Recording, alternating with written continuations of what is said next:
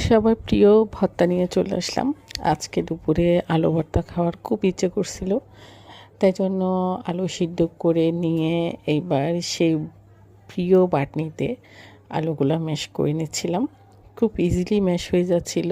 আসলে আমাদের হাতের কাছের কাজগুলো যখন ইজিলি হয়ে যায় তখন করতেও খুব ভালো লাগে। এরপরে হচ্ছে আজকে আমি বেশি পরিমাণে একটু পেঁয়াজ কুচি দিয়েছি। তারপরে হচ্ছে পেঁয়াজ কুচিগুলো সেই বাটনিতে হচ্ছে একটু ম্যাশ করে এনেছি, যাতে একটু গোটা গোটা ভাবটা হালকা একটু সফট হয়ে আসে। এরপরে হচ্ছে ধনে ধনে পাতা না, এটা হচ্ছে পুদিনা পাতা আর হচ্ছে কাঁচা মরিচ কুচি দিয়ে দিলাম। তারপরে হচ্ছে সরিষার তেল দিয়ে দিলাম। তারপরে হচ্ছে পরিমাণ মতো লবণ।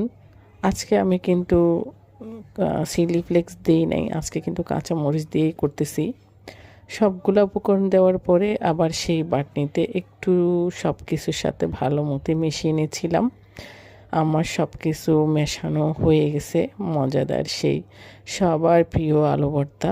মাঝে মধ্যে আমাদের ক্রেজিপনা হয় যে একটু ভর্তা খাই, তো সেই ভর্তাটাই করা হলো। Thank you for watching.